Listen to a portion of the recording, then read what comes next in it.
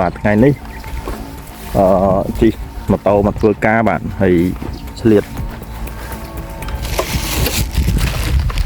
ចុះមកបឹងដើម្បីយកកផ្លោកទៅដាក់នៅក្នុងអាងចំដូចក្រុមរបស់យើងបាទនេះកផ្លោកបងប្អូនខែហ្នឹងជាខែភ្លៀងហើយទឹកត្រជាក់អញ្ចឹងត្រីរបស់យើងវាទឹកត្រជាក់ពេក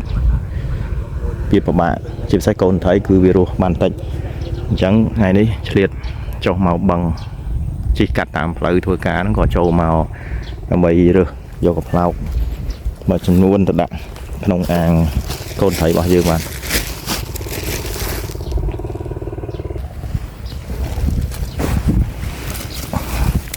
នេះកផ្លោកទុយអញ្ចឹងបងប្អូនពេលយើងយកទៅដល់យើងលាងទឹកឲ្យស្អាតជ្រលក់ទឹករឹសវាហ្នឹងជ្រលក់ឲ្យស្អាតតិចទៅចាំយើងដាក់ចូលកូនត្រីរបស់យើងមិនថាកូនត្រីទេទាំងត្រីធំក៏យើងត្រូវដាក់ដែរបាទខែហ្នឹងខែភ្លៀងខ្លាំងហើយទឹកត្រជាក់ខ្លាំងអញ្ចឹងបើយើងមានកផ្លោកមានចោលឲ្យច្រើនវាជួយត្រីយើងបានច្រើនដែរបាទហើយបន្តទៀតហ្នឹងខ្ញុំនឹងបង្ហាញវីដេអូជូនបងប្អូននៅពេលដែលខ្ញុំយកកផ្លោកទៅដាក់នៅក្នុងអាងត្រីរបស់ខ្ញុំទៀតបាទ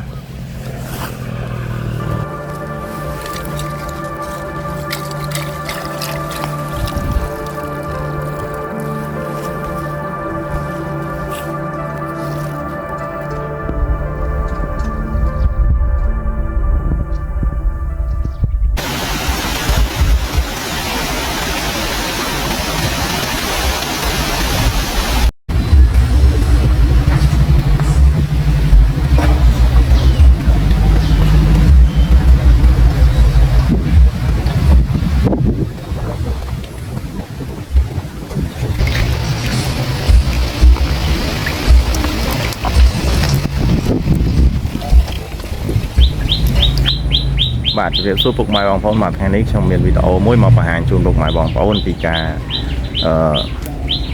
ថែទាំត្រីរបស់យើងដែលយើងបង្កាត់បានដូចជាកូនត្រីឬក៏ត្រីធំហ្នឹងពូខែនេះជាខែភ្លៀងវាមានអាកាសធាតុត្រជាក់ហើយនឹងទឹកភ្លៀងចូលក្នុងអាងរបស់យើងច្រើនប៉ុន្តែបើសិនជាយើងមានដបូលមានអីជាសង្កសីអានឹងយើងមានជាបញ្ហាទេតែបើសិនជាបងប្អូនធ្វើដូចជាខ្ញុំនេះគឺប្រឈមជាមួយនឹងទឹកភ្លៀងចូលរាល់ថ្ងៃបាទអញ្ចឹងតែអាណាទឹកភ្លៀងចូលញឹកញាប់គឺធ្វើឲ្យត្រីរបស់យើងឈឺហើយមួយទៀតក៏វាអាកាសធាតុត្រជាក់ហ្នឹងក៏ធ្វើឲ្យកូនត្រីរបស់យើងឈឺដែរបាទអញ្ចឹងខ្ញុំមានវីដេអូមួយនេះក៏ខ្ញុំមកបង្ហាញជូនបងប្អូនខ្ញុំមានវិធីមួយសម្រាប់វាមិនជួយបានទាំងស្រុងទេតែវាជួយបានកាត់បន្ថយជំងឺកូនត្រីរបស់យើងដែរគឺយើងរបៀបដាក់កផ្លោកហើយនឹងដាក់ស្លឹកចេកនៅក្នុងទឹកក្នុងអាងរបស់យើងដើម្បីឲ្យជាជំរកសម្រាប់ត្រីរបស់យើងវាកក់ក្ដៅអញ្ចឹងខ្ញុំសូមបង្ហាញជូន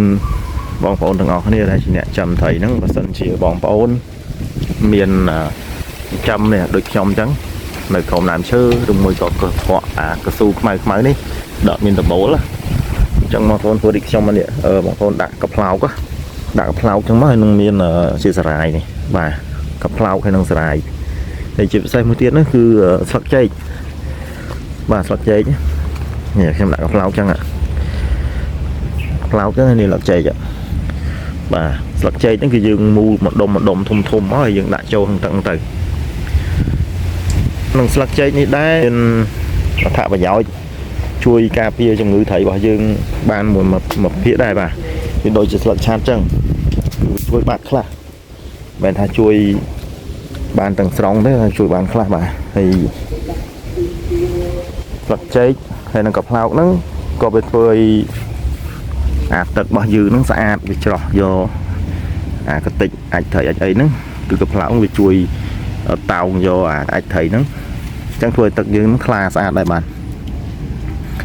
ហើយវាដូចស្តៀងទៅនឹងធម្មជាតិទៀតបាទវាស្តៀងធម្មជាតិទៀតត្រីរបស់យើងរស់នៅក្នុងហ្នឹងគឺវាពាក់កណ្ដាលធម្មជាតិហើយបាទគ្រាន់តែថាទឹកតាមអាងតូចអាងធំបើសិនតែទឹកជ្រៅគឺដូចធម្មជាតិពិតហើយនេះបងប្អូនផ្លោករបស់យើងហ្នឹងយកទុយចឹងមកបាទ ឃើញទេនេះពេលរឹសវាជក់ទឹកទៅឃើញទេអញ្ចឹងពេលដែលត្រជាក់ខ្លាំងហ្នឹងគឺត្រីរបស់យើងនៅក្នុងគឺកផ្លោកនឹងវានាំគ្នាទៅរោមនៅក្នុងហ្នឹងដូចជាក់ស្ដែងទៅពេលដាក់ខ្ញុំដាក់ចូលភ្លាមហ្នឹងគឺនាំគ្នាទៅរោមត្រីរោមចូលគឺកផ្លោកហ្នឹងតែពេលយើងដាក់ចំណីយើងដាក់កន្លែងទលាយនេះមកនេះវាចេញមកស៊ីហើយវាចូលទៅវិញអស់ហើយពេលដែលខ្ញុំដាក់ចឹងទៅគឺឃើញថាត្រីរបស់ខ្ញុំនេះគាត់តែល្អគឺថាវាមានចកវាមានកផ្លោកមានសារាយមានស្លឹកចេក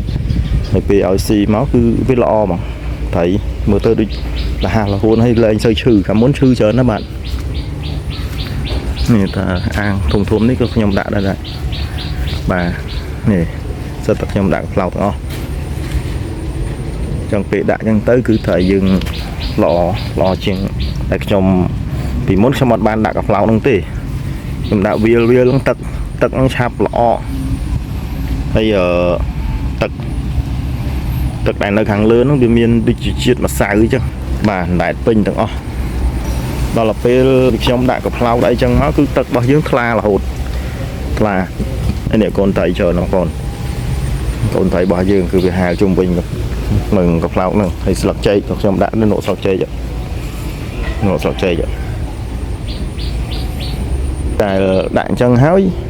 ខ្ញុំឃើញថាត្រីរបស់ខ្ញុំហ្នឹងវាមានសុខភាពល្អជាងមុនហើយវាលូតលាស់ដូចជារៀងលឿនជាងពេលដែលទឹកយើងទទេទឹកទទេអត់មានអីសោះគឺវាលូតលាស់យឺតហើយត្រីអាសាឈឺតែដល់ពេលខ្ញុំដាក់អញ្ចឹងទៅគឺត្រីយើងធំលឿនណា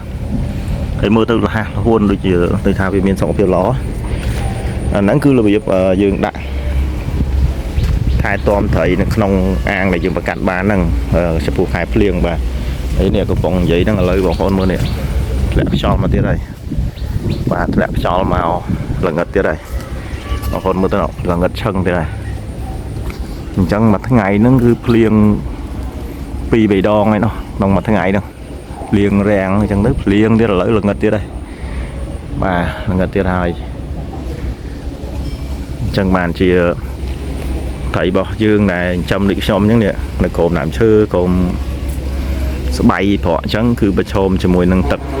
ភ្លៀងដក់ហើយទឹកភ្លៀងហ្នឹងបងប្អូនដឹងស្រាប់ហើយវាមានជាតិប្រៃជាតិអាស៊ីតវាធ្វើឲ្យត្រីយើងឈឺបាទត្រីយើងឈឺបើសិនជាយើងមិនការពារវាទេគឺខំប្រកាត់ខំអីនឹងបានមកហ្នឹងគឺឈឺងាប់អស់វិញហើយបាទហើយមួយទៀតហ្នឹងគឺខ្ញុំជម្រាបបងប្អូនដែរគឺទឹកហ្នឹងពេលខ្ញុំលាយចឹងហើយខ្ញុំដាក់ជាមួយអំបិលបាទហើយធុងនេះគឺសុទ្ធខ្ញុំចោះខាងលើទាំងអស់ពេលណាភ្លៀងចូលមកវាអត់ហៀទេដោយសារខ្ញុំចោះអញ្ចឹងទឹកភ្លៀងដល់កន្លែងដែលខ្ញុំចោះហ្នឹងគឺវាហៀស្រក់ទៅហើយវាអត់ហៀធុងនឹងចាញ់ក្រៅទេបាទខ្ញុំចោះទាំងអស់នេះអញ្ចឹងបងប្អូនអាសាដាក់អំបិលបើសិនជាភ្លៀងខ្លាំងក្នុងមួយសប្តាហ៍ហ្នឹងភ្លៀងញឹកញាប់អីចឹងបងប្អូនអាចដាក់អំបិលចូលមកក្តាប់ទៅតាមទឹកតិចទឹកច្រើនដាក់ចូលទាំងអស់បើសិនជាមិនដាក់ចូលទេគឺត្រីយើងឈឺហើយអាទឹកភ្លៀងនឹងខ្លាំងណាស់ត្រីយើងឈឺជាពិសេសឈឺស្វិតកតុយស្វិតកតុយនេះគេហៅថាឡើងផ្សិតឡើងផ្កាអំបិលអាហ្នឹងឡើងវាស្វិតកតុយហើយវាឈឺហែលលេងរួចវាងាប់មកហ្នឹងហើយអញ្ចឹងបងប្អូនបើសិនជាចាំនេះខ្ញុំគួរតែអនុវត្តសាកល្បងមើលពីវិធីដែលខ្ញុំបានបង្ហាញនេះក៏វាជួយកាត់បន្ថយបានត្រីរបស់យើងឲ្យកុំឲ្យឈឺបានភាគរយច្រើនដែរបាទអញ្ចឹង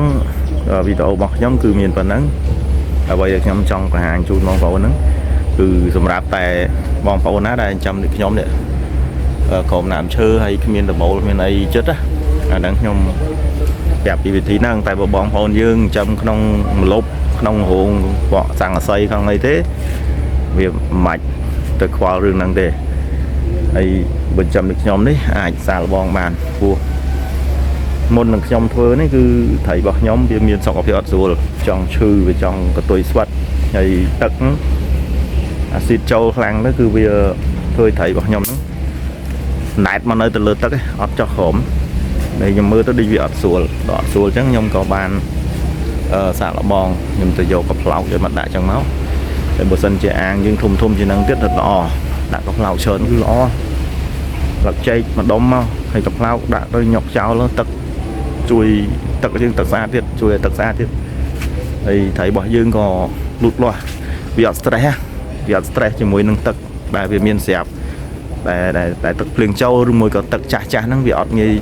về thời thấy dương chạp stress thì mùi tật năng tay bây dương vừa đi nhom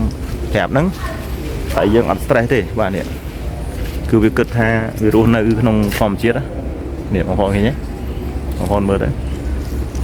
bà đôi sự điện thòm chết à bà sự điện thòm chết mày trong khi được nhóm đã đi hao tới cứ khinh thật thấy vào nhóm còn bà thì bây giờ sọc tiếp cứ lo chiêng cả là trong toàn bản đã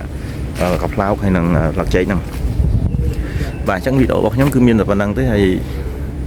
xòm ở côn bằng pháo lại bàn tu sna bị đổ bọc nhóm hay ca chạy lấy ní mình chỉ thà nhóm nó bị miền bọt sọt trường bóng pháo trong 10 con chơi tràn trường bóng pháo đấy còn là thà nhóm chuột chạy đáy nhóm thua tới bàn pháo còn nhóm chạy lấy chuột bóng pháo đây và chẳng đạn vọt xạ mưa rồi vẫn xạ năng lờ sải lờ bóng pháo đây thì chưa trong một chót nó chuột vào bóng pháo nào sọc bài trong cua xa năng bàn chụp chơi sầm lại mongการจำตรีกรรมต่างออกนี่บ้างส่งมาคุณส่งดีเลยบ้าง